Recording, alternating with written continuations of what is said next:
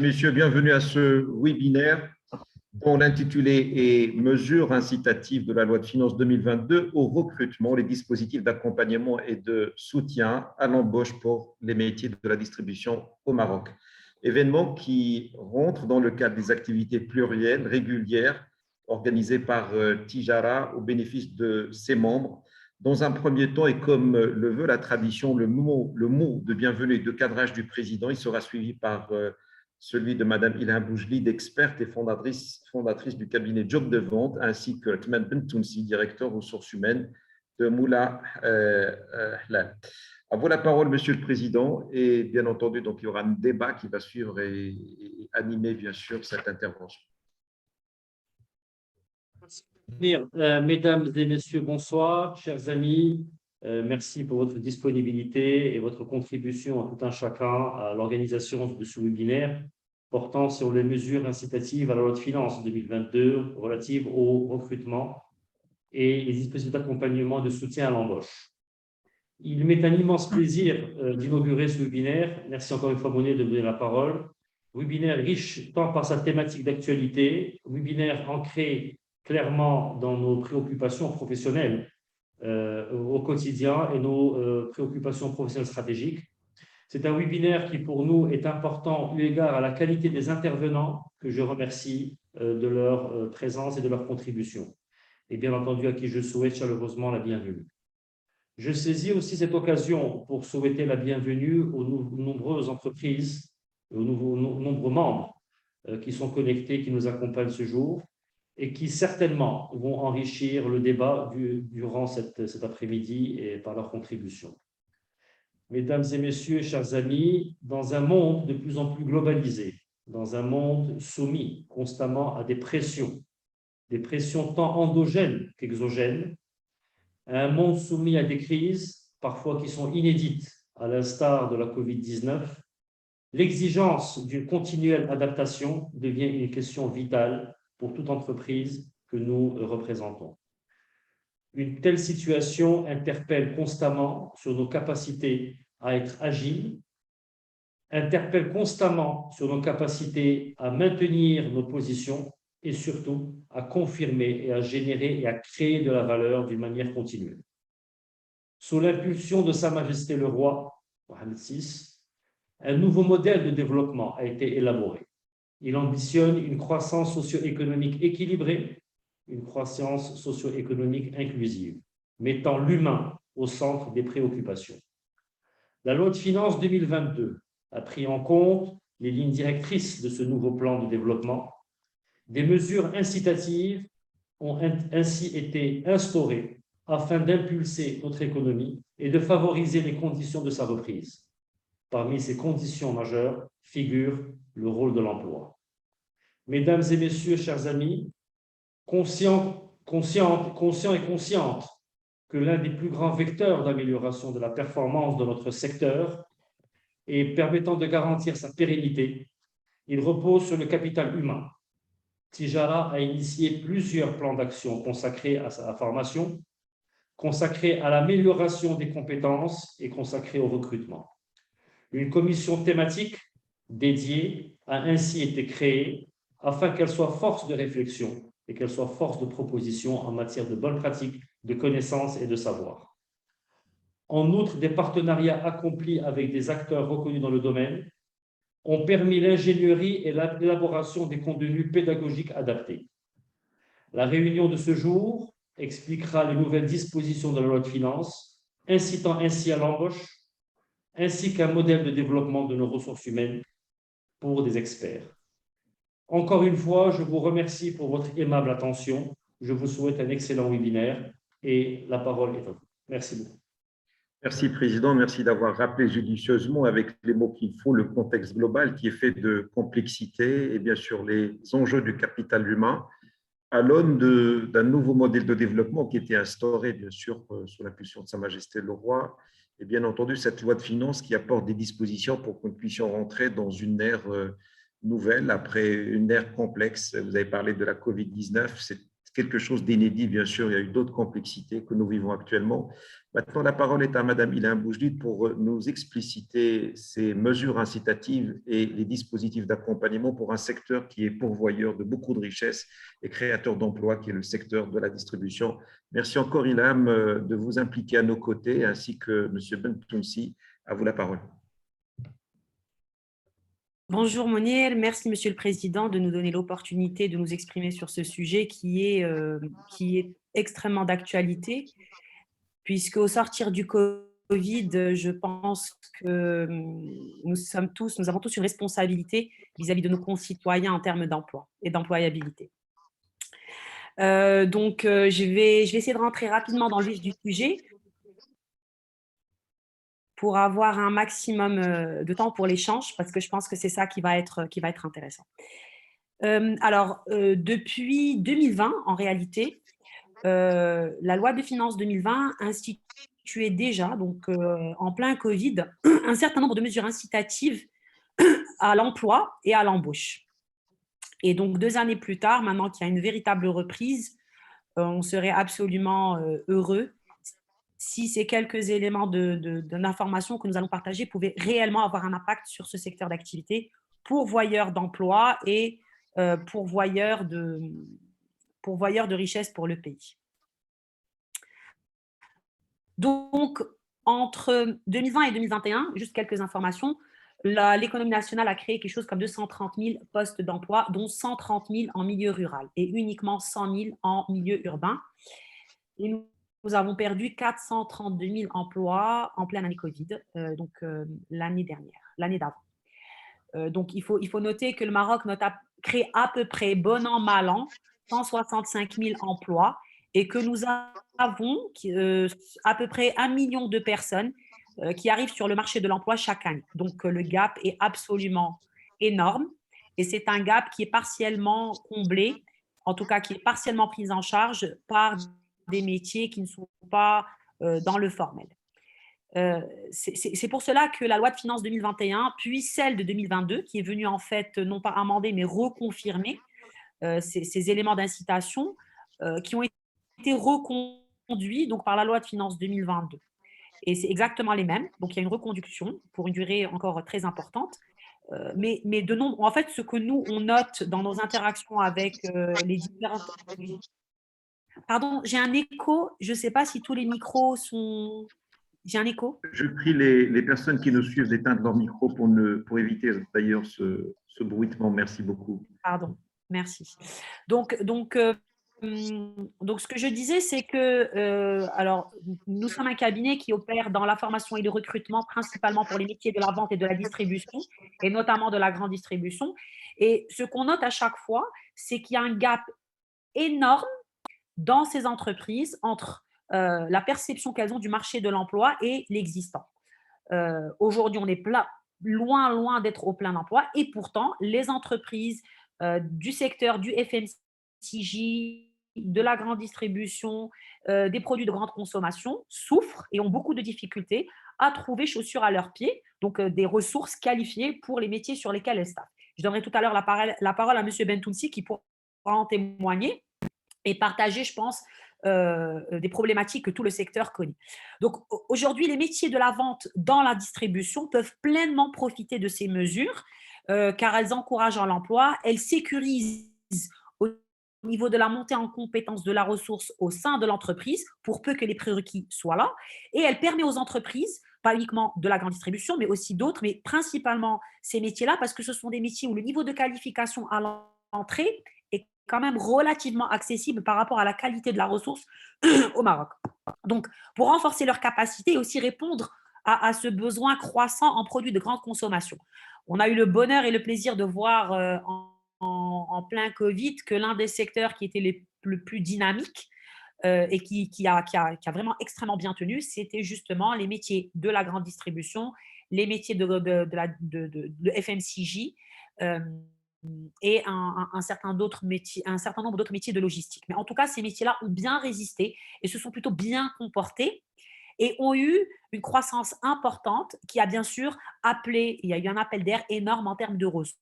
ressources. Et aujourd'hui, quand on parle aux professionnels, ben, ils nous disent, nous, on n'arrive pas à trouver, ce qu'on veut. Voilà. Donc, à ce stade-là, je vais arrêter de partager mon écran juste quelques minutes.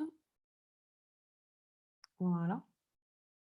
Alors, Atman, je ne sais pas à ce stade si tu peux partager avec nous l'expérience qui est la tienne au sein de ton entreprise, juste pour témoigner par rapport aux besoins en ressources. Oui, bien sûr. Déjà, je vous remercie de m'avoir invité à être et d'échanger avec vous dans ce webinaire. Je reviens à un point rapidement que vous avez mentionné tout à l'heure. C'est le gap entre nos attentes et les profils disponibles sur le marché du travail. Est-ce que Oui, vous m'entendez déjà? Ouais, super. oui, on Alors, t'entend très bien. euh, super. Alors, je suis directeur ressources humaines au Moulin Helal. On a introduit récemment notre nos marques de farine dans la grande distribution. Et là, le parcours de combattant va commencer. Déjà, il fallait trouver des merchandisers qualifiés un peu sur tout le territoire du Maroc pour représenter notre marque, faire du bon facing et attirer le maximum de clients.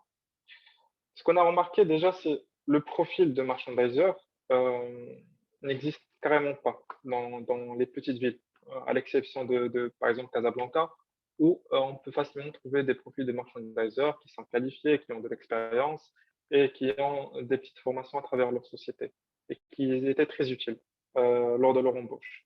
Mais à l'exception de Casablanca, les autres villes, c'était un grand problème de trouver nos merchandisers aujourd'hui, ce qu'on a pu trouver avec nos partenaires, euh, quand je dis partenaires, c'est les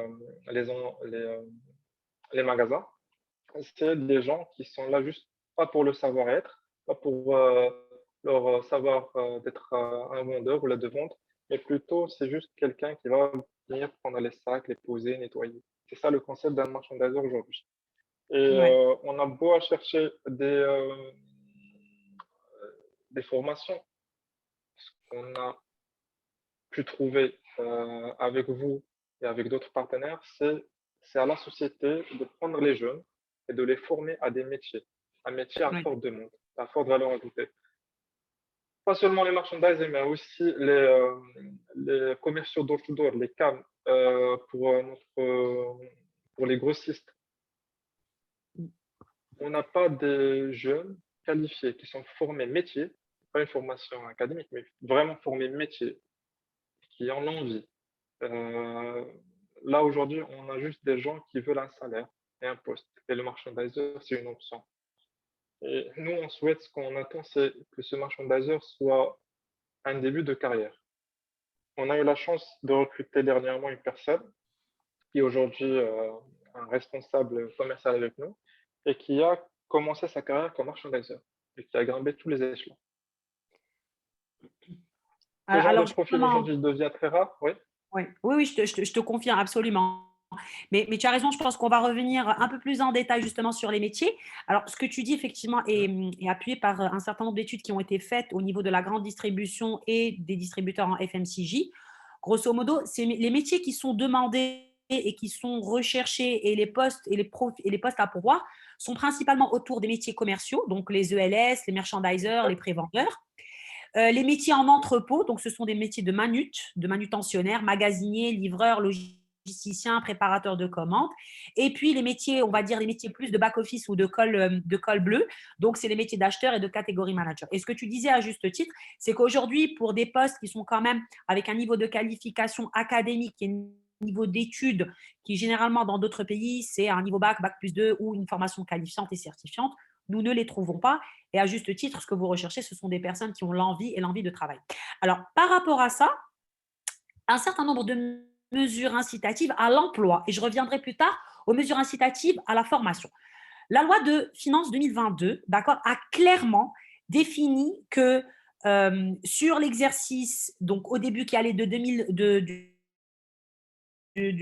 pour l'année 2021 jusqu'au 31 décembre 2021, puis pour l'année 2022, c'est-à-dire jusqu'au 31 décembre 2022, d'accord, elle donnait une exonération en matière d'IR, donc d'impôt sur le revenu, du salaire versé par l'entreprise, association ou coopérative, quelle que soit la date de la création de l'entreprise, parce qu'au préalable, ce n'était pas le cas, à un salarié à l'occasion de son premier recrutement. Donc, ce sont des personnes vierges de travail qui arrivent, ce sont des primo-entrants sur le marché du travail, qui n'ont jamais travaillé auparavant, qui souhaitent justement accéder à des métiers qui sont, voilà, on va pas dire, ce ne sont pas des métiers diplômants, ce sont des métiers la plupart du temps certifiants et qualifiants, d'accord? Et donc, la possibilité d'accéder à un poste en étant totalement exonéré d'IR pour l'entreprise, d'accord? À condition de recruter à travers un contrat à durée indéterminée. Voilà. Donc, les conditions sont relativement claires, hein. Les conditions, c'est que, 1, le salarié doit être recruté dans le cadre d'un contrat de travail à durée indéterminée sur la période donc, qui a été extendue au 31 décembre 2022, un salarié qui ne doit pas avoir plus de 35 ans et qui est à la date de la conclusion de son premier contrat de travail. Donc, ça fait quand même beaucoup de personnes qui sont concernées, d'accord? Et les conditions d'éligibilité sont quand même relativement souples puisque, quelle que soit la date de création de l'entreprise. Voilà. Donc, bien entendu, il y a une condition aussi pour le salarié, c'est qu'en cas de rupture de ce premier contrat de travail, le salarié ne pourra pas bénéficier de cette facilité dans un deuxième emploi ou près d'un deuxième employeur. Et donc, pour pouvoir avoir cet accès, il doit tout simplement présenter à son employeur un document qui atteste qu'il n'a jamais été identifié en tant qu'assuré auprès de la CNSS, ou bien l'employeur, tout simplement, il se connecte au service de la CNSS sur son espace client, il va saisir le numéro de CIN de son futur employé et il va vérifier qu'il n'a jamais été couvert. Voilà. Alors, cette exonération, elle bénéficie également aux stagiaires parce que très souvent, les entreprises, elles recrutent des stagiaires en PFE, donc en stage de fin d'études, ou bien des stagiaires, donc pour tester un peu leurs compétences, leur capacité à s'intégrer en entreprise, etc., qui sont inscrits à l'Agence nationale de promotion de l'emploi et des compétences, donc l'ANAPEC, et qui vient d'achever son stage de 24 mois. Donc, on peut être dans cette continuité, c'est-à-dire on peut recruter un stagiaire via l'ANAPEC, d'accord, qui vient de finir son stage de 24 mois, notamment chez cet employeur, et ensuite reconduire à travers un contrat à durée indéterminée, donc sur une durée de 36 mois, donc il y a une exonération d'impôt sur les revenus de 36 mois, ce qui n'est pas négligeable. Voilà. Donc, la seule condition, c'est que le salarié n'ait jamais été inscrit à la CNSS, donc il n'ait jamais travaillé au préalable. OK. L'entreprise doit être dans un contrat à durée indéterminée et bien entendu, elle doit produire à la fin de l'année la liste des salariés bénéficiant de cette exonération. Voilà. Je ne sais pas, est-ce que par rapport à ça, est-ce que c'est relativement clair? Alors, on a fait quelques simulations. Donc, par exemple, en termes d'avantages, si on prend un salaire, par exemple, de 5 000 dirhams pour un contrat CDI, d'accord? On va compter dans ce salaire de base, donc ça, c'est 5 000 dirhams, une indemnité de transport de 500 dirhams, une indemnité de représentation de 500 dirhams et une indemnité de fonction de 1 000 dirhams, d'accord? Le salaire net imposable serait de 4 395 dirhams, d'accord? Et le salaire net à payer serait de 6 473 dirhams. Donc, ça veut dire qu'on aurait quand même sur une année pleine une économie de près de 10 000 dirhams pour un salaire de 5 000 dirhams net, ce qui n'est pas négligeable. Alors, on est tous très étonnés parce que malgré cette mesure incitative, on n'a pas vu un engouement important dans justement les métiers de la vente et de la distribution pour ce type de contrat, alors que c'est quand même un contrat qui permet d'avoir un personnel qu'on va accompagner pendant 3 ans en exonération d'impôt sur le revenu. Et donc, en leur offrant un contrat, ça veut dire une sécurité, ça veut dire une fidélisation. Ça veut dire une capacité à s'intégrer dans l'entreprise dans le temps, à bénéficier d'un certain nombre d'avantages. Et pourtant, on n'a pas constaté un engouement particulier pour ce type de contrat. Voilà. Donc, ça veut dire que ce levier-là, soit il reste très mal connu de la part des professionnels, soit ce n'est pas un levier suffisamment incitatif. Et dans ce cas-là, moi, voilà, je vous pose à tous la question, pourquoi? Pourquoi est-ce qu'aujourd'hui, est-ce que c'est une mesure qui n'est pas connue ou bien est-ce que c'est une mesure qui n'est pas suffisamment incitative à votre sens? Bon, là, on a utilisé un exemple sur un salaire de 5 000 dirhams.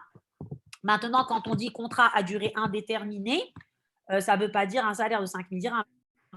Ça peut être un salaire inférieur. En tout cas, cette exonération, elle porte sur les salaires qui vont jusqu'à 10 000 dirhams. Voilà.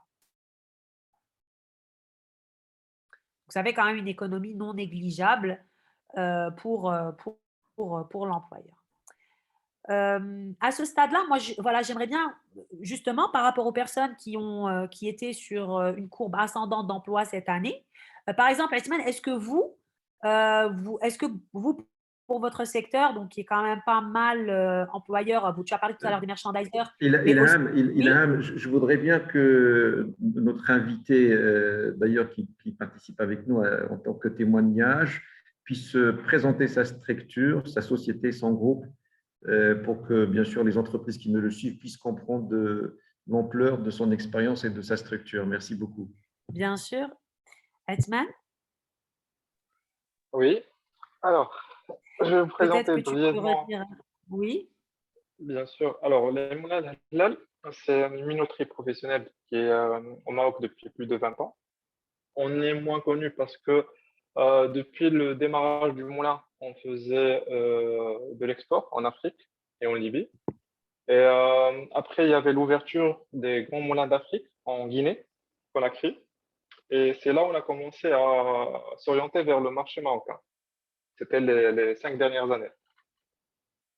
Alors, notre stratégie au départ, c'était à travers notre marque, elle s'appelle Luxor. Peut-être que vous allez la voir dans la grande surface. La stratégie de base, c'était déjà de, de partir vers les grossistes et les semi-grossistes pour un peu faire connaître notre marque. Et depuis fin 2020, oui, on a intégré la grande surface. Est-ce que je peux mentionner les noms? Allez-y, il n'y a pas de souci. Alors, on a intégré le groupe La Belle Vie à travers Taqaddaou et Carrefour. Donc, aujourd'hui, notre marque est présente un peu dans tous les hypermarchés Carrefour et bientôt aussi sur les supérettes et aussi à Taqaddaou parce que aussi c'est une niche où les détaillants partent pour s'approvisionner. Est-ce oui. que vous avez besoin de plus de détails par rapport à la structure ou bien vous voulez Je pense que qu'on… ça va. Parfait. C'était juste Merci une beaucoup. fiche technique. Merci beaucoup. Parfait. Je veux aussi intervenir par rapport à un point que Mme Ilham a mentionné, par rapport aux coûts et charges patronales. Et comme si ces mesures ils sont très intéressantes pour la société. Je vais parler à mon nom. Ça ne représente pas les avis des autres, bien sûr, mais dans ces mesures-là, on voit ce salarié comme une charge. Par exemple, dans notre cas, ce n'est pas la charge qui va nous déranger, est-ce qu'on va économiser ou pas, mais plutôt nous, c'est comme un investissement. On va payer un salaire, on va investir dans cette personne, ce merchandiser ou bien ce commercial. Donc, Mm. il doit juste être bon et dégager une valeur ajoutée. Donc, D'accord. ce qui sera idéal pour nous, par exemple, si je peux me permettre de dire, c'est d'avoir des profils bien formés qu'on peut nous, après, récupérer et intégrer dans le marché du travail. C'est ce que nous souhaitons comme Moulin de Lal. Et je vous laisse la parole. Alors, je pense que enfin, c'est assez clair parce que nous, en tant qu'experts dans ce métier, on se posait la question, l'engouement qu'il y avait par rapport à cette exonération. Je pense que c'était une mesure effectivement incitative relativement importante. L'impact était quand même non négligeable sur un salaire qui reste quand même, voilà, vous voyez un peu l'économie réalisée. Mais effectivement, quand on parle aux professionnels, quand on parle aux entreprises, comme l'a dit Seben Sounsi, cette mesure, si elle n'était pas accompagnée d'une requalification des ressources, ben, en fait, elle n'est pas utile parce que qu'on paye 100 ou qu'on paye 95, au final, ce qu'on voit, c'est la valeur ajoutée qui est créée, c'est-à-dire quel est l'impact de cet employé au sein de l'entreprise, qu'est-ce qu'il va générer comme chiffre d'affaires, comme marge, comme développement de portefeuille, au niveau du merchandising, comment il va être présent chez le client, est-ce qu'il va avoir une qualité de savoir-être, de savoir-faire qui ne va pas au final se retourner contre le distributeur et avoir un impact négatif sur sa marque, etc., etc. Donc, au final, on se rend compte que cette mesure seule n'a pas été suffisante puisque les chiffres, ils sont là. On n'a pas vu une reprise de l'emploi grâce à cette mesure. Et c'est pour ça que l'arsenal global serait effectivement un modèle de recrutement optimal, c'est-à-dire en fait, des besoins en recrutement qui soient qualifiés et qui soient adressés aux bonnes personnes. Je vais vous donner quelques chiffres aujourd'hui. Ce sont des chiffres qui datent de 2019 puisque les études au cours du Covid n'ont pas été faites. Mais clairement, ce qu'on voit, c'est qu'au premier trimestre 2019, il y avait 60 000 besoins en recrutement non satisfaits sur l'axe principal, parce qu'on chiffre uniquement sur l'axe principal, Casa, Rabat, Kenitra, Tanger, Agadir, Marrakech. Voilà. Donc, on avait 60 000 besoins en recrutement non satisfaits au premier trimestre. Et ça, c'est uniquement auprès des entreprises qui avaient répondu à un questionnaire. Donc, ce n'est pas représentatif de l'ensemble des besoins et pas du tout du FMCG qui est un gros recruteur. Et on avait 29 573 besoins en recrutement sans diplôme. Ça veut dire qu'il n'y a pas de barrière d'éducation. On ne cherchait pas de personnes qui avaient accompli un parcours académique, bac, bac plus 2, bac plus 3, bac plus 4. On n'était pas dans cette configuration-là. Et ça, c'est uniquement pour le premier trimestre 2019. D'accord ? Dans ce modèle-là, quand on regarde, le plus gros des entreprises qui recrutent, c'est bien entendu les GE, évidemment. Donc, elles ont le plus gros pourcentage. Et ensuite, les PME et les TPE, juste un peu en dessous.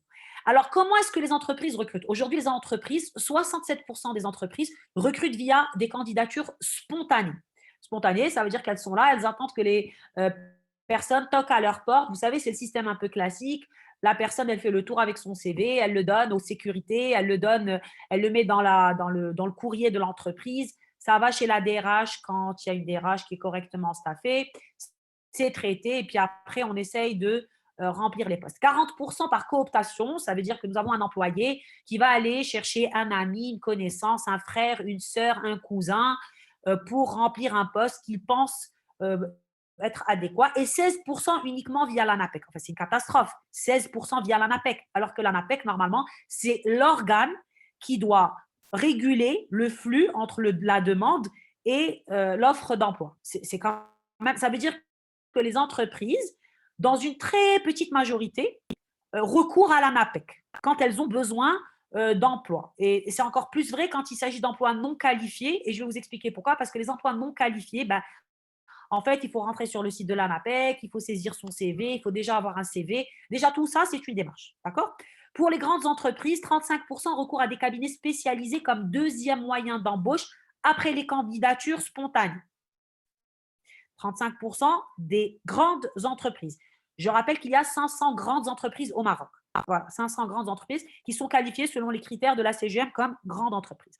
Et enfin, les sites Internet d'offres d'emploi, les sites web, les entreprises et les réseaux sociaux sont sollicités respectivement par 15% des grandes entreprises, 10% des PME et 5% des entreprises. Ça, ce sont des données qui sont fournies par les sites web eux-mêmes, les job boards de recrutement et par LinkedIn, qui est le réseau social de recrutement, mais qui concerne uniquement une frange de la population active, c'est-à-dire des personnes éduquées, qui connaissent les codes des job boards, etc. Donc, qu'est-ce qu'on fait? Comment est-ce qu'on fait quand on a besoin de recruter des personnes? Vous, par exemple, Esmaël, qu'est-ce que vous faites quand vous devez recruter? Vous faites ça comment? Alors, pour recruter, par exemple, un merchandiser, je vais plutôt Oui, chercher des recommandations. Des recommandations à travers, par exemple, je veux recruter quelqu'un sur congé, donc je vais partir sur congé et je vais chercher les candidatures déjà spontanées qui sont posées dans le magasin. Je les trie, je vois s'il y a un profil intéressant, comme quoi je peux le contacter et passer avec lui un petit entretien. Sinon, les recommandations des gens sur place, c'est-à-dire les chefs de rayon, les directeurs. Ouais. Normalement, les recommandations, c'est une personne qui a déjà travaillé là-bas avec notre marque et qui a quitté pour une raison ou pour une autre. C'est ça un peu les recommandations qu'on a. J'avais essayé un peu LinkedIn, mais comme vous avez mentionné, c'est pas le public cible. Heu, pour l'ANAPEC, j'essaie de faire recours à l'ANAPEC, mais OK. je reviens à un point. Des fois, vous trouvez un bon profil, mais qui n'a pas de diplôme et pour l'ANAPEC, il y a l'obligation d'avoir un diplôme, un minimum bac, pour s'inscrire et déjà, vous avez mentionné aussi la démarche qui est un peu longue. Mmh. Les candidats, c'est que certains candidats ne sont pas très agiles et très habiles niveau internet, pour s'inscrire, pour suivre les démarches. Donc, facilement, ils laissent tomber. OK. Aussi, avec l'ANAPEC, heu, si ma mémoire est bonne et vous pouvez me corriger par la suite, mais on avait un taux à respecter à reconduire en CDI et OK. aussi pas tous les candidats donnent satisfaction Oui. et ça, Et c'est un truc à double tranchant. Donc voilà. ouais, et puis je voulais aussi rappeler que pour passer par en fait, les contrats Anapex sont des contrats extrêmement intéressants puisque en fait, ce sont des contrats qui nous permettent c'est en fait le contrat Anapex, c'était le papa du de cette exonération d'hier. C'est-à-dire que les contrats Anapec, les stagiaires ou les candidats s'inscrivaient à l'Anapec, ils pouvaient être, recrutés via le contrat Anapec durant 24 mois, donc c'est le contrat stagiaire Anapec et à ce titre-là, on était exonérés en tant qu'employeur, d'un certain nombre, bah, en fait, d'impôts sur le revenu et quand ils étaient stagiaires, je pense, de tout le dispositif fiscal. La problématique, c'est que cette cartouche ANAPEC, on pouvait l'utiliser qu'une seule fois, c'est-à-dire que le candidat ne peut l'utiliser qu'une seule fois. Ensuite, nous, ce qu'on a noté, c'est-à-dire on a recruté pour des grandes entreprises qui souhaitaient passer par ce dispositif, donc normal, elles souhaitent auprès bénéficier de cet élément. Et ben, en fait, on ne pouvait pas recruter les personnes qui avaient des diplômes d'écoles supérieures prestigieuses au Maroc. Elles refusaient de passer par l'ANAPEC parce que pour elles, c'était en fait, c'était comme une espèce de preuve de non-compétence, c'est-à-dire qu'elles n'étaient pas suffisamment bonnes pour pouvoir trouver un job en dehors de l'ANAPEC. Et c'était comme une espèce de voie de d'échec, en quelque sorte. Donc, s'inscrire à l'ANAPEC, ça veut dire qu'on a échoué à trouver un travail par soi-même. Alors que pas du tout. L'ANAPEC était un dispositif qui était intéressant pour les personnes qui étaient diplômées et qui souhaitaient voilà, bénéficier de cet avantage concurrentiel. Ça, d'une part. D'autre part, effectivement, les personnes qui n'ont pas de diplôme, et donc dans les métiers du FMCJ, les vendeurs, les ELS, les pré-vendeurs, enfin, tout l'écosystème qui, pour mes collègues qui sont dans la FMCG depuis très longtemps, le savent. En fait, on fait travailler des personnes qui n'ont peut-être pas un niveau académique ou de formation très élevé, mais qui vont rentrer dans l'entreprise, apprendre et évoluer et grandir et faire leur classe dans cette entreprise. Ben, on ne peut pas, pour ces personnes-là, bénéficier de ce type de contrat. En tout cas, on ne pouvait pas jusqu'à cette exonération d'impôt sur le revenu. Voilà. C'était pas possible. Et donc, je pense que Yasmine, tu le confirmes. Aujourd'hui, vous êtes, voilà, vous représentez un peu ce qui ressort de cette étude, c'est qu'effectivement, 67% des entreprises recrutent soit par les candidatures spontanées, soit par cooptation, parce qu'il y a un élément de confiance, c'est-à-dire que quand quelqu'un vient pour déposer un CV, ça veut dire qu'il a envie de travailler et que c'est une démarche quand même qui est relativement difficile, mais ça veut dire qu'il habite ou vit à proximité de l'entreprise. Bah, en fait, il y a une espèce comment dire, de tirage au sort parce qu'il faut que, son profil soit recherché par l'entreprise et que l'entreprise soit adaptée au candidat. Donc, on n'est pas du tout dans de l'adéquation, alors qu'aujourd'hui, dans les job boards, on est plus dans du talent matching, on est dans du matching de compétences, c'est-à-dire vous avez un certain nombre de critères qui sont rentrés, le candidat rentre ses critères et ça match, c'est fonctionnel. Voilà. Nous, aujourd'hui, au Maroc, on n'est pas du tout, du tout, du tout prêt à ça. Pourquoi? Parce que, bah, en fait, une grande frange de la population dont on parle, bah, on ne va pas se mentir, malgré les chiffres de l'ANCLA, c'est-à-dire l'Agence nationale de lutte contre l'analphabétisme, nous avons des personnes qui, en sortant de l'école, ne savent pas écrire et lire correctement, encore moins le français. Elles ne sont pas forcément digitalisées pour rédiger un CV et elles le font faire dans un cyber par une personne lambda qui va leur faire le même CV. On va retrouver, je pense, Esma en a déjà parlé, on va retrouver le même CV. Il n'y a que le nom qui change et l'adresse et le numéro de téléphone. C'est exactement le même CV pour des dizaines et des dizaines de personnes parce qu'elles l'ont fait dans un cyber et que c'est exactement le même. Donc voilà, il y a une vraie problématique, c'est-à-dire que quand bien même on souhaite recruter, on n'a pas forcément, en tant qu'entreprise, beaucoup de canaux, beaucoup de possibilités, alors qu'on est en 2022, c'est l'ère du digital. Aujourd'hui, il y a des connexions qui se font à travers le monde entre des personnes qui sont en télétravail, qui vont travailler, qui sont en Chine, qui vont travailler pour un opérateur qui est aux États-Unis. Nous, on reste quand même un peu isolé de tout ça pour un métier qui est extrêmement recruteur. Alors, pour toujours les chiffres que nous avons pour l'année 2019, donc 50% des entreprises ont recruté des techniciens spécialisés et 12% ont recruté des ingénieurs. Dans techniciens spécialisés, ça veut dire qu'il y a un niveau de qualification sanctionné par soit un diplôme, soit juste une certification. Donc, c'est le travail que fait l'OFPPT en délivrant des certificats de techniciens spécialisés. Et le recrutement se passe principalement, donc les grandes entreprises, bien sûr, elles recrutent des ingénieurs, des cadres supérieurs. Donc, c'est elles qui recourent au job board, au cabinet de recrutement, etc. Mais pour un certain niveau de qualification. La cible des TPE, plutôt, elle est constituée de techniciens spécialisés. Voilà. Alors, je ne vais pas vous embêter avec tous ces chiffres, mais en réalité, les difficultés de recrutement, comme l'a dit tout à l'heure Etzmen, ce n'est pas que l'entreprise ne souhaite pas recruter à travers un contrat, etc. C'est que tout simplement, 43% des entreprises disent on a un vrai problème de manque d'expérience dans les ressources qu'on reçoit et qui postulent. Et ensuite, il y a une absence de formation appropriée pour le profil pour 36% des entreprises et 49% chez les grandes entreprises. Voilà. 71% des entreprises ont procédé à des recrutements de remplacement. Ça veut dire qu'il y a un turnover naturel et quand même qui est relativement élevé dans ces métiers-là. Et uniquement 64% ont recruté donc suite à une expansion. Voilà.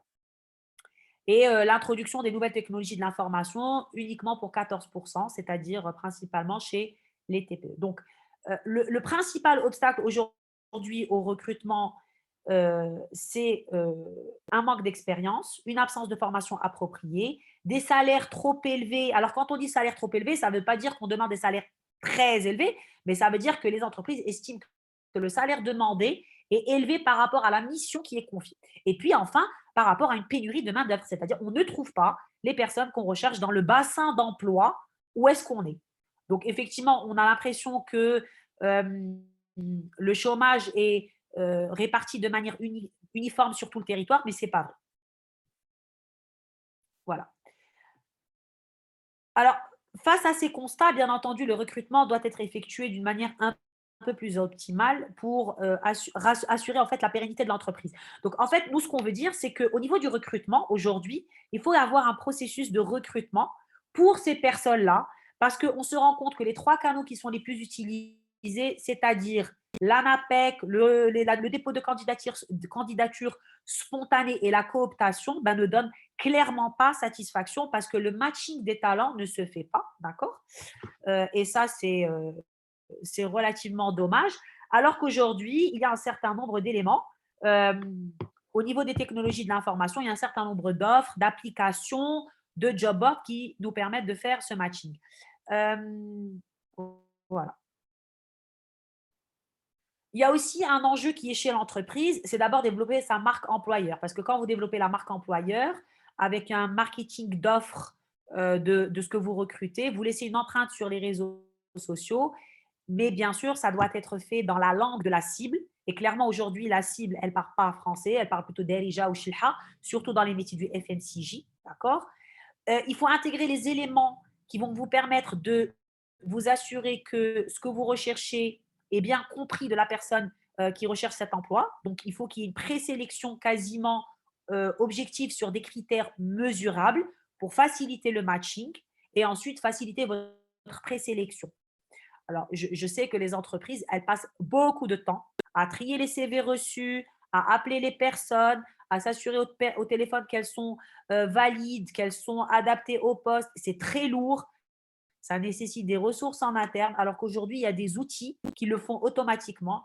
Il suffit maintenant de les rendre accessibles à cette population et aussi dans la langue qu'elle parle. S'il vous plaît, le français n'est pas la langue naturelle de nos compatriotes, c'est Derija, c'est Shilha. Il va falloir qu'on fasse un effort sur ça. Alors, voilà ce que je voulais dire par rapport à ces… Ah mince. Pardon. Ah, on vient de me dire qu'en fait, on ne voyait pas mon écran. J'espère que c'est bon. Vous voyez mon écran?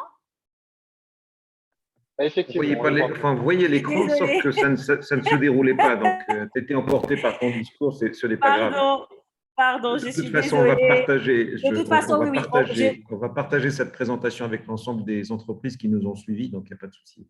Avec plaisir. Donc, en fait, juste pour revenir très, très simplement sur ce processus de recrutement, il y a une grosse part de responsabilité, effectivement, et on ne va pas revenir dessus en termes de formation,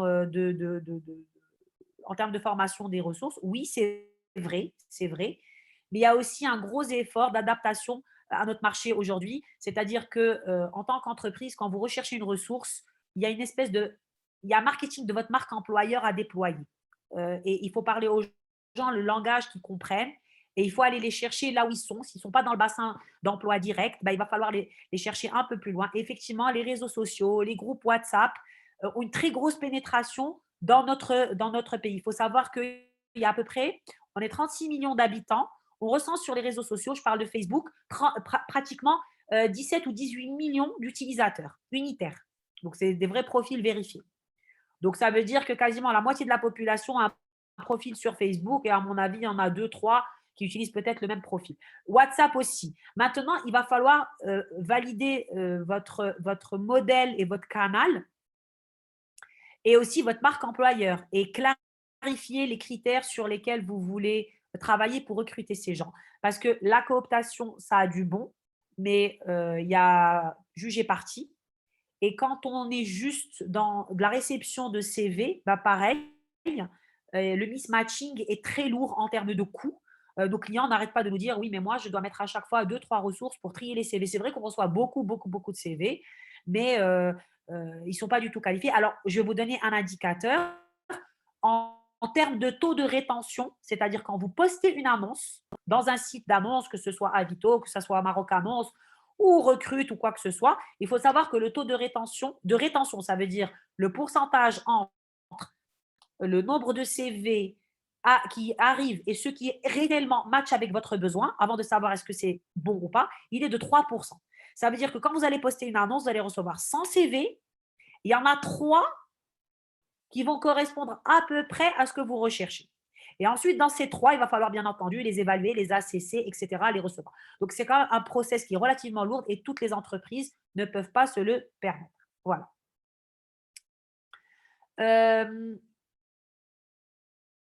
Alors, ce que je voulais aussi partager, donc il y a une personne qui m'a posé la question, est-ce que les contrats auto-entrepreneurs ne vont pas cannibaliser en fait, ne rentrent pas dans cette cannibalisation. Je pense que c'est Monsieur le Président qui a posé cette question, c'est bien cela? Oui, exactement. D'accord. Alors, en fait, en termes de contrat auto-entrepreneur, on n'a pas les chiffres. On n'a pas les chiffres par rapport à cette… donc, je ne saurais pas vous répondre clairement par rapport en termes de statistiques. Mais ce que je peux vous dire, c'est que ces contrats-là, aujourd'hui, sont vraiment destinés à une population bien spécifique. Il y a vraiment un projet d'entreprise. Il y a un pourcentage de femmes qui est très élevé dans ce type de contrat. Donc, ce sont des personnes qui ont principalement des commerces et qui exercent cette activité comme moyen de subsistance. Et il n'y a pas de cannibalisation parce que le plus gros du marché de l'emploi dont on parle, c'est vraiment des personnes qui sont à la recherche d'un salaire, c'est-à-dire d'une sécurité de l'emploi, c'est-à-dire d'une récurrence de la rémunération, d'une stabilité, d'une couverture sociale et d'un plan de carrière au sein d'une entreprise. Ce n'est pas du tout la même ADN que les auto-entrepreneurs. Dans les auto-entrepreneurs… J'aimerais intervenir aussi. Oui, bien sûr. Alors, côté auto-entrepreneuriat, on voulait s'orienter vers ce type de service. On voulait avoir des auto-entrepreneurs qui vont un peu être des ambassadeurs de marque. Mais c'était un échec, car comme vous avez mentionné, beaucoup plutôt cherchent un salaire stable et la CNSS et des déclarations et être tranquille que de s'aventurer dans un business. Et j'ai aussi une question. Vous avez mentionné la marque employeur. Il faut travailler la marque employeur. Moi, j'aimerais poser la question. Est-ce que déjà le secteur de la distribution est assez séduisant pour les jeunes qui rentrent, qui vont choisir leur carrière, qui vont choisir leur formation, qui veulent entamer une vie professionnelle? Alors, je vais répondre d'abord à la deuxième question. Il faut savoir qu'aujourd'hui, il y a des universités au Maroc. Donc, je pense que c'est STAT et InShok qui ont lancé des licences spécialisées en grande distribution. Donc, ces licences, elles ont connu un très grand engouement. Moi, j'ai accompagné un certain nombre d'enseignes dans la grande distribution. Pardon, j'ai un écho. Donc j'ai accompagné qui ont recruté, qui ont recruté en se disant oui, ce sont des personnes qui sont peut-être un peu surqualifiées, ça ne va pas être très intéressant pour eux, etc. Et en fait, il n'y a pas de règle. C'est-à-dire, on n'a pas pu dégager de statistiques disant que quand on prend des personnes qui sortent de licences spécialisées, on a un taux d'échec qui est supérieur ou inférieur par rapport à des personnes qui ne sont pas forcément qualifiées. Donc, il n'y a pas de règle. Donc, aujourd'hui, tout ce qu'on peut dire, c'est que le ministère de l'Éducation s'est penché sur le sujet. Il a bien compris l'opportunité qu'offrait ce secteur d'activité en termes d'emploi et il a décidé d'ouvrir des filières autour des grands bassins d'emploi que sont Casablanca, enfin l'axe Casa, Rabat, Kneta, Marrakech, etc. Donc, ça veut dire que pour l'instant, c'est wait and see, mais en tout cas, ces licences, elles ont été lancées, ça fait 4 ou 5 ans de cela. Les premières promotions arrivent sur le marché et ma foi, elles sont pas mal du tout. Et ma foi, elles n'ont pas du tout, elles ne prennent pas du tout ce métier de haut. Donc, on a vu des licenciés rejoindre la grande distribution, travailler en magasin, porter du carton, faire du merchandising, faire de la vente, évoluer en tant que chef de rayon, etc. Et leurs témoignages sont positifs. Est-ce que ça concerne tout le monde? Non.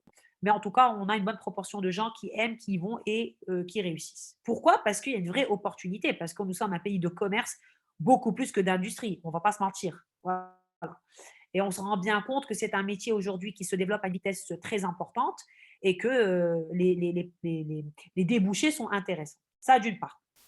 D'autre part, par rapport à la marque employeur, oui, clairement, parce que quand vous avez une marque employeur qui est établie, ça veut dire quoi? Ça veut dire que vous allez attirer plus de personnes, plus facilement.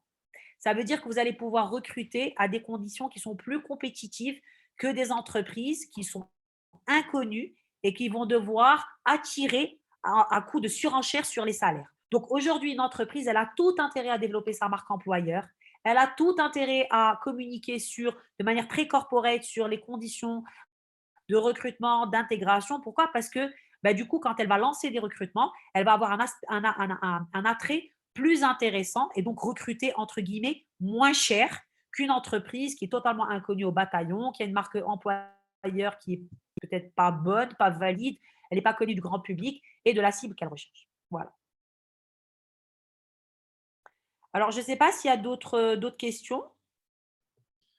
Tu as répondu sur pas mal de questions. J'en ai une autre qui est relative tout simplement, de par ton expérience, à des entreprises qui ont développé leur propre concept d'académie, parce qu'elles partaient du principe qu'elles avaient leur propre ADN, leur propre pratique, et c'est aussi une source de fidélisation de leur capital humain. Quel est ton retour, ton appréciation par rapport à cette expérience et ton point de vue personnel? Alors, en fait, il y a de très nombreuses entreprises, mais pas dans notre secteur d'activité, dans d'autres secteurs, notamment les centres, si on prend par exemple les centres d'appel ou les entreprises qui ont un niveau de qualification standardisé. Ça veut dire qu'il y a une norme à respecter. Face aux difficultés de trouver des ressources qualifiées, elles ont dû employer un process industriel. Elles ont développé deux choses, ce qu'on appelle des job agencies. Pardon, il y a un écho. Donc, elles ont développé des job agencies. C'est quoi les job agencies? Elles ont complètement internalisé le process de recrutement. Elles l'ont industrialisé, capitalisé sur la partie marque employeur et elles ont attiré du monde avec un process d'assessment qui est industriel, avec des normes, des critères, etc. Bon, voilà, c'est une taille d'entreprise. Par rapport à l'académie, oui, nous accompagnons aujourd'hui un certain nombre d'entreprises qui ont internalisé la formation parce qu'elles se sont rendues compte que c'était mieux de recruter des personnes à un certain niveau d'éducation, un certain niveau de salaire, d'investir de leur formation en interne, donc à travers des académies de formation, qu'elles soient physiques ou digitales, ou ce qu'on appelle aujourd'hui figital. Ça veut dire c'est un process binaire qui se fait soit physiquement, soit en distanciel et qui commence souvent au moment où on valide un candidat, c'est-à-dire il est validé sur une plateforme, il passe des assessments, ensuite, en fonction du score qu'il a, il va rentrer en formation avant même d'être validé par l'entreprise. Il doit prendre des cours par rapport à la langue que l'entreprise recherche, par rapport aux soft skills, par rapport à sa culture, à sa ADN, etc.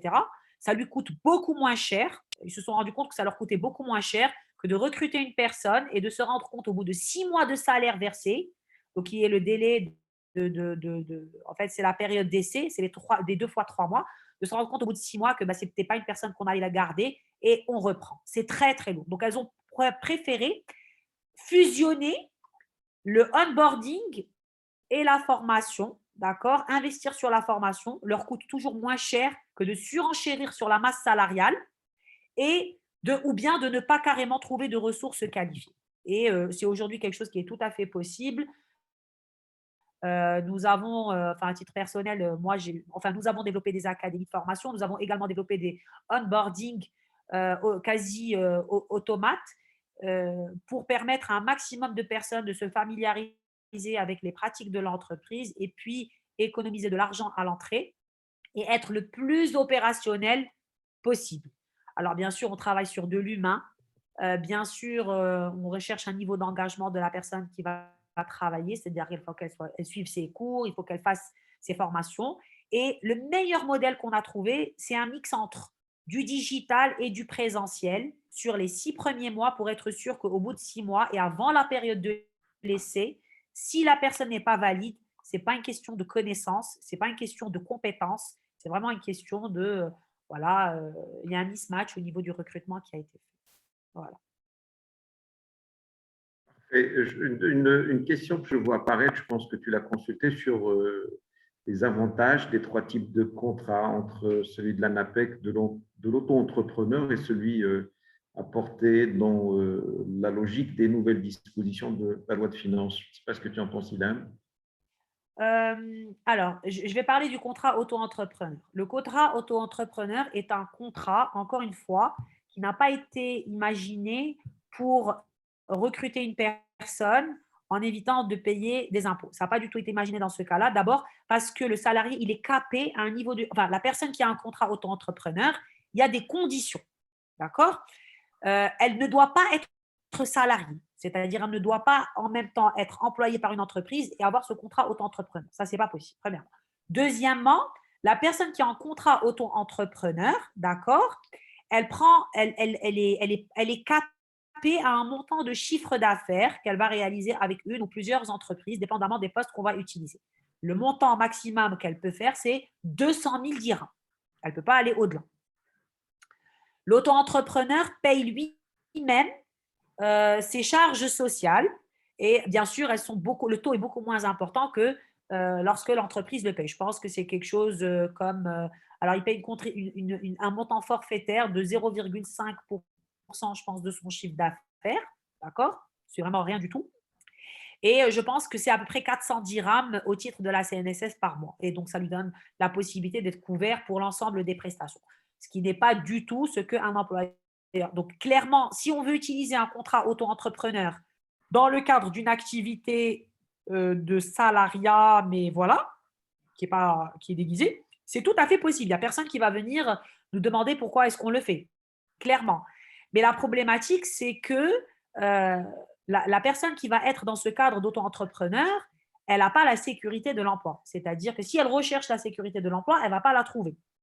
On ne peut pas s'engager vis-à-vis d'elle avec un contrat qui va la sécuriser, ou alors dans ce cas-là, en fait, il y a un risque fiscal, c'est-à-dire l'inspection du travail peut venir vous dire, mais attendez, c'est un contrat de travail déguisé. Et donc, ça veut dire que vous êtes redevable de toutes les cotisations sociales, etc., qui n'ont pas été versées. Il y a un risque là-dessus, d'accord? Parce que logiquement, quand vous allez dire à quelqu'un, écoute, je t'emploie, mais tu prends un auto-entrepreneur, il va vous dire, oui, mais moi, il faut que tu me garantisses notre deal flow d'affaires, notre courant d'affaires. Et vous allez lui faire un contrat qui stipule que monsieur est commercial ou je ne sais pas quoi, et que vous avez un deal flow d'à peu près tant par mois, etc. Ça, c'est quelque chose que demain, cette personne peut prendre et aller devant un tribunal en disant, écoutez, c'est un contrat de travail déguisé. Et là, c'est l'employeur qui est en fait confronté à un risque fiscal. Ça, d'une part. Par rapport au contrat ANAPEC, c'est un contrat, en fait, qui vous permet d'être exonéré d'impôt sur le revenu, d'accord, pendant 24 mois. Donc, mais vous pouvez choisir le type de contrat que vous voulez. Donc, c'est comme un contrat de stage en quelque sorte. Ce n'est pas un contrat de travail. Et ensuite, vous pouvez poursuivre avec un CDI, un contrat à durée indéterminée, pour un salaire qui ne peut pas excéder 10 000 dirhams. Donc, ça vous plafonne dans le type de poste que vous pouvez aller chercher pendant 36 mois. Au bout de 36 mois, vous revenez à votre modèle d'imposition standard. Donc, ils ne sont pas vraiment comparables. L'auto-entrepreneur a été fait pour encourager et en fait pour rentrer dans un cadre formel tous les métiers de l'informel. C'est pour ça qu'il a été créé, le contrat auto-entrepreneur en réalité. Le contrat ANAPEC a été créé pour encourager le recrutement de personnes qualifiées et diplômées, parce que vous n'êtes pas sans savoir que nous avons un taux de chômage de 37% chez la population des diplômés Bac plus 4, Bac plus 5, ce qui est énorme. OK? Et enfin, le contrat dont je viens vous parler, eh bien, c'est un contrat qui est destiné à recruter des personnes, quel que soit leur niveau d'éducation, mais à condition qu'ils n'aient jamais travaillé au préalable et que le contrat soit un contrat à durée indéterminée et que le salaire soit inférieur à 10 000 dirhams. Voilà. Parfait. Je pense que maintenant, il n'y a plus matière de se tromper sur les trois registres, sur les trois contrats. J'ai une question qui vient d'arriver de Madame Aya Benchpron qui me suit, responsable recrutement. Je vous remercie d'abord de votre rapport riche. Je voudrais avoir votre retour sur votre expérience concernant la digitalisation à 100% du process recrutement. Alors, je ne peux que donner mon avis personnel et aussi… C'est ce qui est demandé. Hein, donc, voilà, comme on va dire expérimental dans ce domaine. Aujourd'hui, on n'a pas encore de statistiques, encore une fois, par rapport à ce modèle de recrutement. C'est un modèle de recrutement, encore une fois, dans lequel il y a un frein important, c'est que tout simplement nos concitoyens, qui n'est pas applicable dans tous les métiers, hein, ce n'est pas possible, c'est que nos concitoyens, dans une grande majorité, ne sont pas lettrés. Lettrés, ça veut dire qu'ils ne savent pas lire et écrire. C'est un frein majeur quand on souhaite être dans un process de recrutement 100% digital. Donc déjà, c'est un frein. Donc ça ne concerne pas l'ensemble des profils à recruter. Après, je vous parlerai d'une expérience que nous avons menée et peut-être que ça peut intéresser quelques-uns. Donc déjà, il y a un frein à l'écriture et à la lecture. Ensuite, pour accéder au recrutement digitalisé, il faut avoir un CV en bonne et due forme, il faut avoir accès au job board, il faut avoir une connaissance des dispositifs de recrutement des entreprises, il faut savoir ce qu'on recherche et ensuite, on peut passer ces étapes. Pour cette population de personnes éduquées, familières avec les dispositifs digitaux, qui sait ce que c'est qu'un assessment, qui sait ce que c'est qu'un test of soft skills, qui sait utiliser tous ces outils, qui sait se vendre de manière distancielle. Aujourd'hui, c'est quelque chose qui nous a quand même permis de réaliser des recrutements très performants auprès de personnes qu'on n'aurait jamais espéré avoir parce qu'elles sont dans d'autres pays, elles sont inaccessibles en réalité sur le marché de l'emploi, en fait, à partir duquel on recherche et que les coûts du recrutement, clairement, auraient été démultipliés. Donc, oui, au 100% recrutement digital, dans un certain nombre d'étapes, d'accord? Mais à un moment ou à un autre, cet employé et cet employeur, c'est quand même une relation humaine qui va se créer. Il y a de la confiance à la base qui doit être établie. Et donc, il faut qu'à minima, il y ait un échange via un écran interposé. Et c'est là où la marque employeur peut jouer. Donc, ce recrutement, ce modèle de recrutement peut être fait de cette manière, donc à 95%, à 80%, pas la totalité, quand la marque employeur est très bien développée et que le candidat, ben, en fait, il a une confiance préétablie dans cette entreprise. Il a validé la qualité de l'ambiance de travail. Il a eu des feedbacks par rapport à d'autres personnes qui ont déjà travaillé là-bas. Il a regardé un peu la partie de communication marque employeur.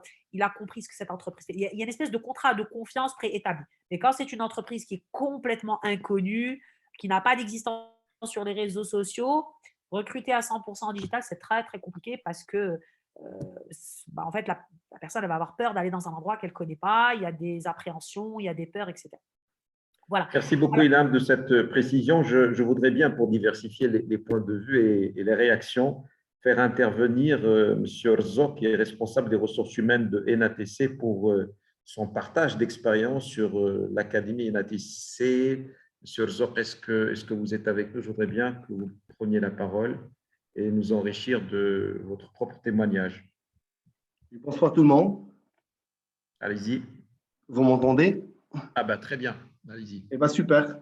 Tout d'abord, je vous remercie de m'avoir donné la part de faire partie de ce séminaire. Je remercie les intervenants, je vous remercie pour la qualité d'échange et je remercie aussi l'association Tijara qui a choisi aujourd'hui un thème qui est excellent, qui concerne déjà le secteur de distribution. Elle a grandi depuis, c'est une fédération, mon cher monsieur. Fédération Tijara, tout à fait, oui. tout à fait. Alors, je souhaite tout d'abord me présenter. Je suis Sofiane Rzok, le responsable ressources humaines de la société NATC, qui opère le secteur de distribution. Une question qui m'a interpellé, ainsi que l'intervention du directeur des ressources humaines, qui est invité à ce séminaire, qui a parlé d'un manque de certains profils dédiés à ce secteur d'activité qui est la distribution. Effectivement, en tant que responsable ressources humaines et j'interviens dans le recrutement, nous trouvons des difficultés pour recruter quelques profils qui sont pointus pour la distribution. Pour répondre à cette problématique, nous avons donc travaillé sur le montage, la création de NATC Academy. NATC Academy, c'est une académie qui est créée par les ressources internes à travers les profils internes. Et ceci nous permettra donc malgré de recruter quelques profils qui ne répondent pas parfaitement à notre besoin, mais on travaille à travers le plan de formation dédié par les ressources internes pour pouvoir les rendre donc adéquats au poste. Donc NATC Academy, c'est une solution pour répondre à cette problématique des profils qui sont rares et qui ne sont pas donc spécialisés dans la distribution. J'ai eu la semaine dernière une intervention à une faculté ici à Casablanca et j'ai eu des échanges avec des docteurs. Effectivement, nous avons donc trouvé dans le secteur d'activité qu'il y a il n'y a pas des masters ou bien des licences qui sont spécialisés dans la distribution. J'ai déjà posé une question dans ce sens et je demandais si le gouvernement ou bien la CGM, l'intervention de CGM et d'autres associations ou bien fédérations pour intervenir afin de créer des formations en diplôme spécialisées et dédiées à ce secteur qui devient aujourd'hui stratégique pour l'économie marocaine. En attendant ça, donc, c'est une proposition, c'est un partage d'expérience pour le DRH qui est aujourd'hui présent et pour les responsables de recrutement de penser à faire des académies en interne. Ça ne demande pas un capital, mais un capital financier plus qu'un capital humain et de compétences. Donc, j'aimerais bien, donc, à travers cette intervention, donc de partager avec vous l'expérience de NATC. Et je suis donc à votre écoute si vous avez des questions par rapport donc, à cette académie. Merci beaucoup et grâce à votre intervention, ou par votre intervention, je voudrais saluer l'ensemble des ressources, des directeurs de ressources humaines ou du capital humain qui font un travail exceptionnel pour permettre à nos entreprises de continuer à générer de la valeur. Je voudrais bien la réaction d'Ilan par rapport à ce qu'a dit ici notre ami donc, DRH d'NATC. Et bien entendu, s'il y a d'autres interventions, nous sommes preneurs. Moi, je ne peux qu'applaudir, mais je vais passer vous voir. Hein. Mais je trouve que ce genre d'expérience devrait être mutualisé, partagé. Alors, je sais bien que la ressource est le nerf de la guerre et que quand vous développez de la ressource, c'est difficile de partager. Mais je pense qu'ici, dans cette fédération, vous avez tous, en tant qu'entreprise, intérêt à mutualiser vos besoins, vos processus, etc. Parce que ça va du coup d'abord rendre ces métiers beaucoup plus attrayants, parce qu'ils seront assortis d'une formation, d'une part, et d'autre part, ça va vous permettre de faire face à la variabilité et la saisonnalité que connaît ce métier. Nous savons tous que les métiers de la distribution connaissent une saisonnalité importante. L'été, ce n'est pas l'hiver. Ramadan, c'est l'Eid al-Kbir, etc. On a quand même une saisonnalité importante dans ce métier. Et donc, du coup, ça va vous permettre d'avoir des dispositifs de onboarding, de formation et de mise en production, un peu à l'image de ce qui s'est fait dans un secteur beaucoup moins, qui emploie beaucoup moins que celui de cette fédération, qui est le secteur de l'offshoring. Hein. Et quand on compare les salaires, moi, je vous assure, je trouve que les métiers de la vente et de la distribution sont dans des salaires très corrects. La pénibilité, c'est vrai qu'elle est différente, mais ce sont des métiers qui sont très apprenants. Et puis aussi, on demande un niveau de qualification qui est inférieur, donc ils sont moins exigeants. Et les métiers de l'offshoring se sont organisés pour créer des académies, parce qu'eux, ils ont besoin d'un niveau de français, d'anglais, de Dutch, etc., qui est quand même élevé. Et donc, du coup, ils ont créé de la ressource dans les différents bassins de l'emploi. Les métiers de la distribution, ce sont des métiers qui existent partout, dans toutes les villes du Maroc. Vous allez trouver au moins un distributeur avec un certain nombre de marques, un dispositif logistique, etc. Et on a beaucoup, beaucoup, beaucoup de mal à trouver de la ressource qualifiée. Je le sais bien, c'est notre quotidien et surtout dans les périodes de pic, c'est-à-dire la variabilité, on a du mal. Donc, franchement, bravo pour votre initiative. Je trouve ça extraordinaire. Merci. Et je trouve que c'est peut-être quelque chose qui peut être utilisé comme un espèce de modèle qui peut être implémenté dans d'autres entreprises parce que le coût de la ressource à terme, il est quand même relativement cher. Quand vous payez de la formation, c'est un coût one shot. Quand vous payez du salaire, parce que vous ne trouvez pas de personne, n'oubliez pas que derrière un salaire, il va y avoir une augmentation légale à 2 ans, à 5 ans, à 10 ans. N'oubliez pas qu'il y a des charges, il y a de l'IGR, il y a de la CNSS, il y a de l'AMO, et puis il y a, il y a tout un dispositif de gestion de la masse salariale de toute l'entreprise. Donc, peut-être qu'il vaut mieux recruter et investir dans la formation, et au moins, vous allez avoir de ressources qualifiées au modèle que vous voulez, plutôt qu'aller dans de la surenchère de masse salariale.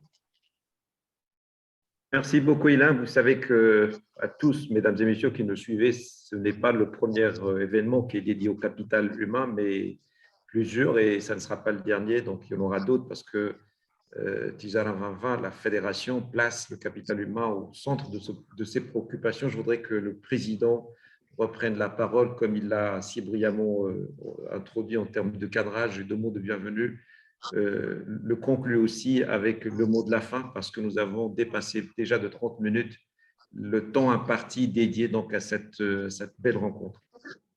Merci Moniel, merci à tout un chacun pour cette intervention qui a apporté énormément d'éclairage sur les processus juridiques autour du recrutement et autour de l'emploi. Je voudrais conclure, mais si vous le permettez, apporter un point de vue assez assez personnel sur le sujet.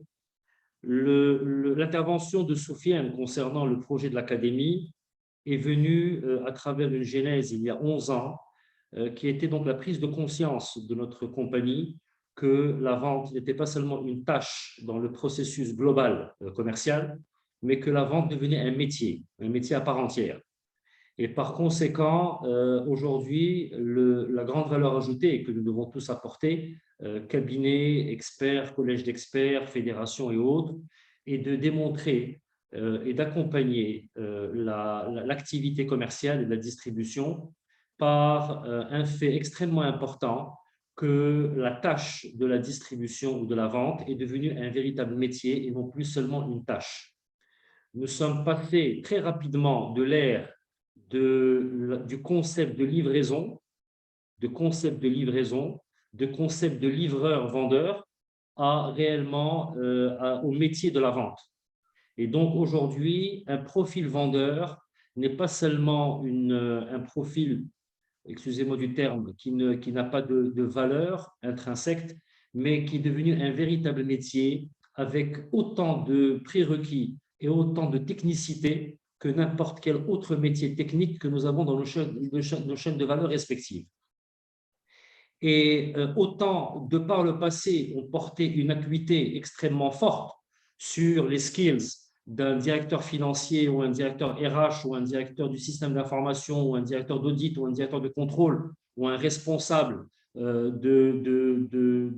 administratif d'une manière plus élargie, autant la partie aval, qui était la logistique, y compris la vente, était sous-dimensionnée. Aujourd'hui, il est important de mettre en avant le rôle du vendeur, du fait que c'est devenu un véritable métier qui nécessite ses prérequis. Ces prérequis étant multiples. Il y a naturellement la moralité. C'est extrêmement important. La moralité devient le premier critère de recrutement. Il y a l'humilité, qui est un critère extrêmement important. Et on peut passer énormément de critères qui, pour nous, sont des critères importants, qui relèvent de ce qu'on appelle la famille des critères comportementaux. Mais au-delà de cela, nous pouvons apporter la technicité eu égard au partage d'expériences que nous avons, soit en interne, par les codifications des méthodes de vente que nous avons rédigées, soit à travers, bien entendu, les experts externes. Pourquoi je dis cela? Parce que dans le choix et le critère des collaborateurs de la vente, il y a une famille de skills qui ne peuvent pas se monnayer. Il y a une famille de skills qu'on ne peut pas acheter. C'est la valeur, c'est l'honnêteté et c'est l'intégrité. Au-delà de cela, tout peut être façonnable. Tout peut être apporté en termes de contribution, soit en interne, soit en externe. L'élément principal additionnel, au-delà du fait de prendre en compte que le vendeur est devenu une partie intégrante du processus global de la compagnie, eh bien, il faut se mettre devant une évidence que sans lui, la compagnie ne peut pas vivre et qu'il est le premier générateur et l'unique générateur des revenus d'une société.